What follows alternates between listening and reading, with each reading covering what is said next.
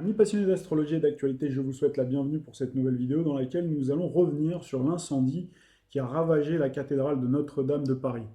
Comme vous le savez, ce sujet brûlant, c'est le moins que l'on puisse dire sans vilain jeu de mots, fait depuis 48 heures la une de tous les médias et de toute la presse nationale et internationale. Hier, nous avons même eu plusieurs émissions spéciales consacrées à ce psychodrame national, architectural, patriotique, culturel et forcément religieux que nous sommes en train de vivre.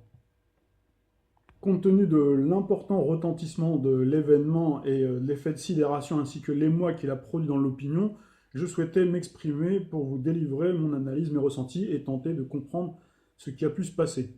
Tout en sachant que le soir de l'incendie, j'ai publié à la hâte un petit article qui a pas mal fait réagir avec des fidèles lecteurs et lectrices avisés que je remercie au passage et qui ont apporté leur pierre à l'édifice pendant que malheureusement la cathédrale était en flammes et que les 400 courageux pompiers de Paris étaient mobilisés pendant 12 heures pour tenter de la sauver.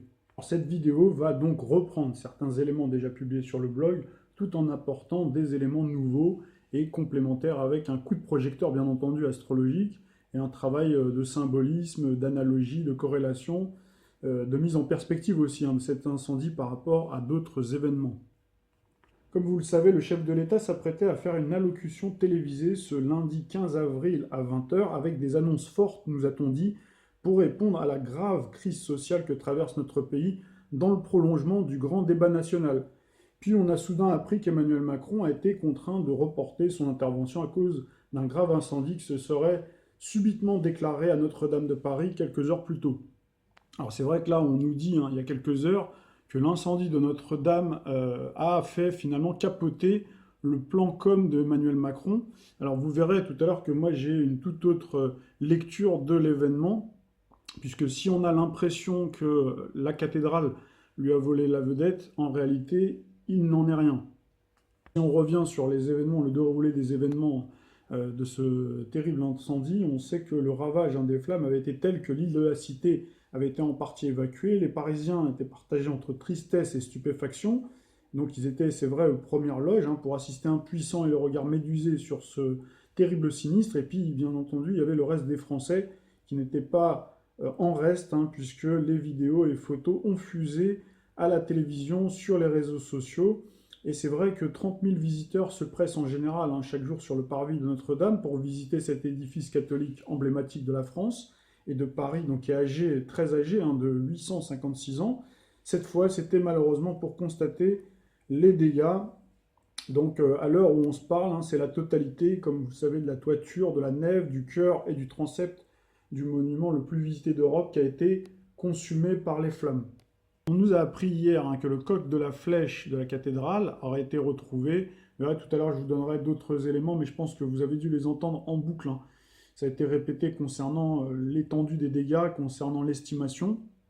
Vous verrez que ça a son importance, donc c'est ça que je reviens aussi sur ces éléments-là, pour pouvoir après rebondir sur d'autres choses qui me paraissent très importantes et que forcément, on ne dit pas dans la presse et dans les grands médias.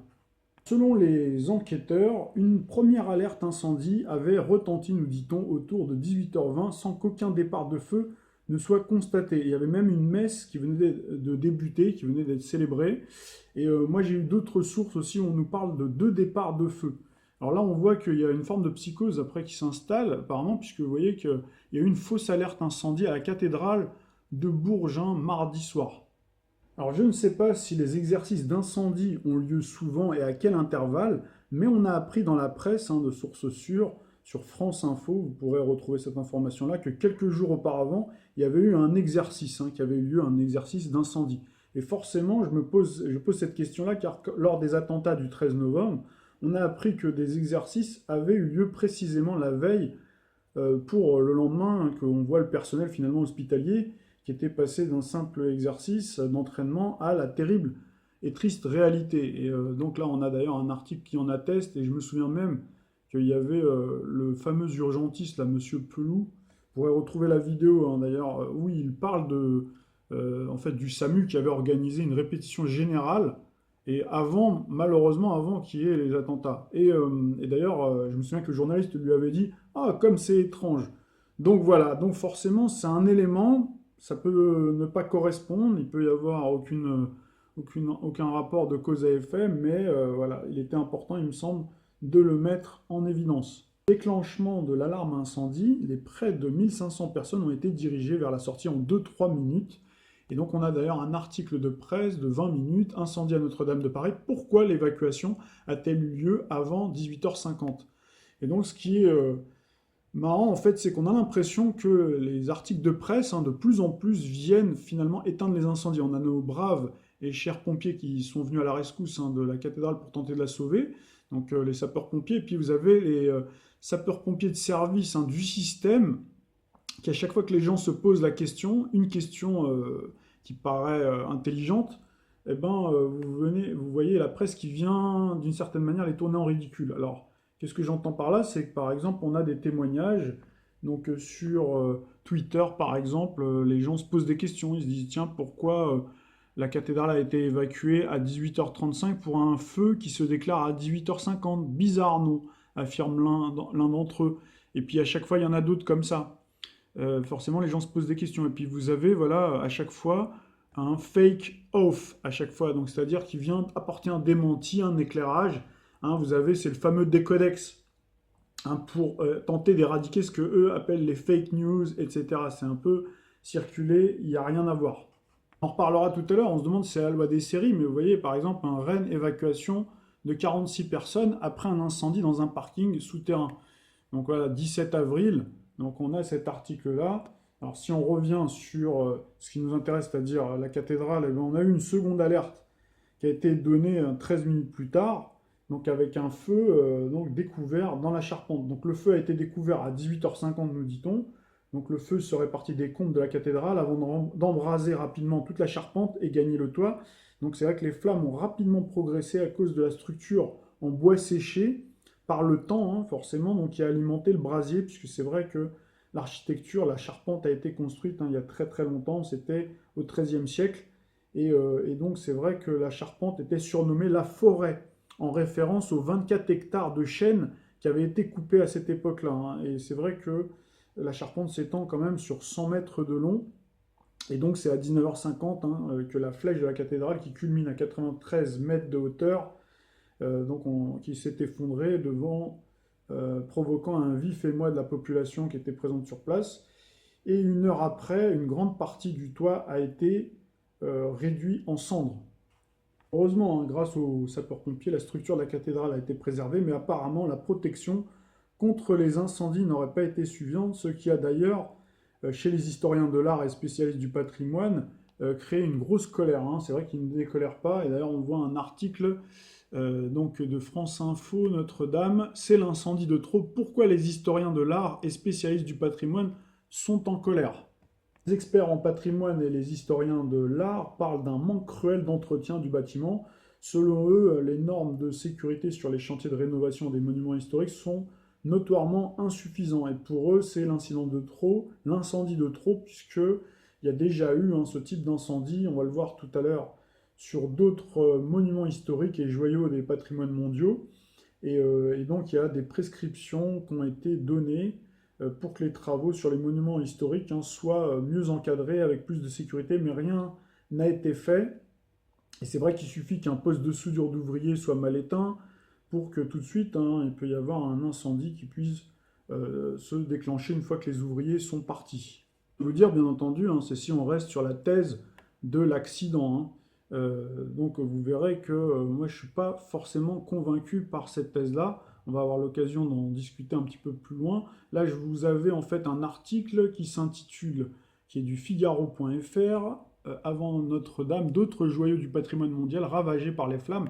Et là, vous avez la liste de tous les monuments. Donc par exemple, le Musée national de Rio de Janeiro, qui avait été en 2018, qui a subi malheureusement lui aussi un incendie. Vous avez à Turin également une cathédrale. Ça, c'était en 97, c'était un peu plus loin. Vous avez le Phénix de Venise en Italie. Vous avez encore le château de Windsor en Angleterre. Vous avez la bibliothèque de Sarajevo, etc. etc. Tout ça pour vous dire qu'il y a des précédents et que normalement, les dispositifs de sécurité doivent être renforcés, puisqu'il y a eu plein de patrimoines comme ça, des édifices publics et historiques hein, qui ont été touchés. Et c'est pas, vous voyez, il n'y a pas si longtemps que ça, on en a eu un, donc en 2018. Donc c'est pas si loin dans le temps, donc ça veut dire que normalement tout aurait dû être mis en œuvre, hein. Ils ont raison pour moi. Donc les spécialistes hein, du patrimoine, les experts et les historiens donc spécialisés dans les œuvres architecturales. Et là, vous avez en tout cas, c'est toujours comme ça, c'est toujours après, vous avez tout le monde qui est en alerte, hein. C'est comme finalement quand il y a un tragique accident, hein, quelqu'un qui est sur la route, il roule et puis il roule à une certaine allure et il voit qu'il y a un accident et ça y est, tout le monde lève le pied, quoi.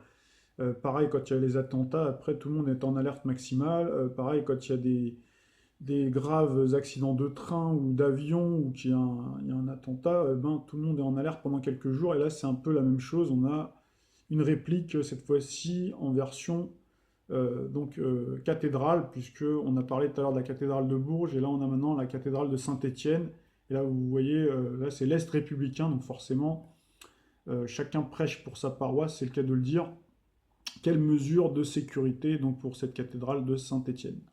Ça continue, là on est sur un article de 20 minutes, du 16 avril, vidéo, incendie Notre-Dame de Paris, quelles mesures de sécurité pour la cathédrale de Strasbourg?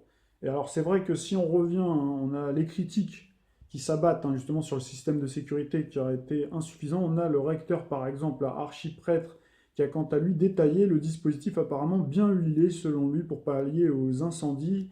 Il y aurait même des surveillants qui montent 3 fois par jour. Il y a un pompier qui est affecté 24 heures sur 24 à la surveillance et il estime qu'en termes de sécurité, on ne peut pas faire mieux.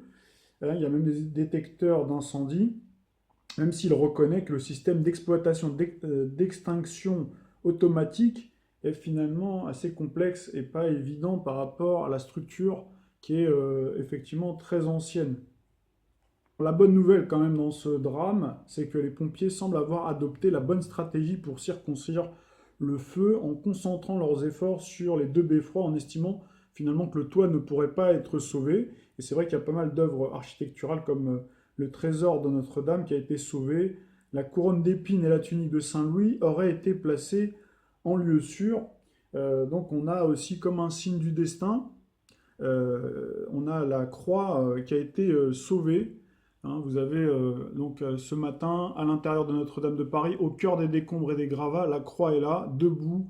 Elle semble intacte, douloureuse et lumineuse à la fois, victorieuse du mal. Cette photo vaut toutes les homélies Abbé Grosjean. C'est une photo que j'ai trouvée sur Facebook via un ami que je salue au passage, s'il m'écoute, Gilbert Prudon, qui a publié cette photo et j'ai trouvé que c'était un très beau signe du destin. Avant d'attaquer la partie astrologique hein, et nos cartes du ciel, recueillons d'autres informations concernant Notre-Dame de Paris. Vous le savez très certainement, la construction a débuté en 1163. J'ai même réussi à trouver la date exacte où on aurait posé la première pierre. Et donc elle s'est étalée sur plusieurs siècles, hein, jusqu'en 1345, donc presque 200 ans. Donc c'est un monument aujourd'hui historique hein, qui est classé au patrimoine mondial de l'UNESCO.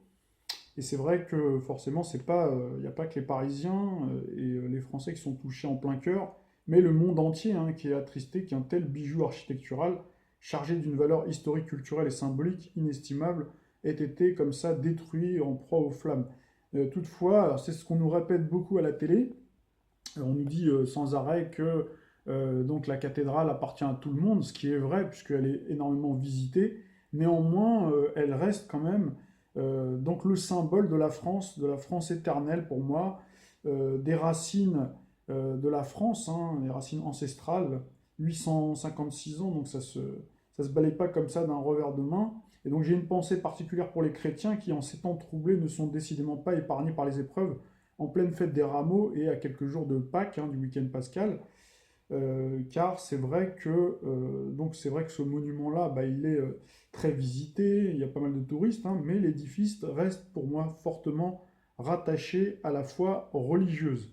Retenons que la cathédrale, donc Notre-Dame de Paris, donc l'un des plus emblématiques monuments de la capitale, nous dit-on, donc 8 siècles et demi d'existence, les historiens supposent que son chantier a été inauguré donc par le pape Alexandre III à l'occasion de son passage à Paris le 24 mars, l'an de grâce 1163. Et donc c'était ce que j'ai vu, je vous dis ça de mémoire, sous le règne de Louis VII.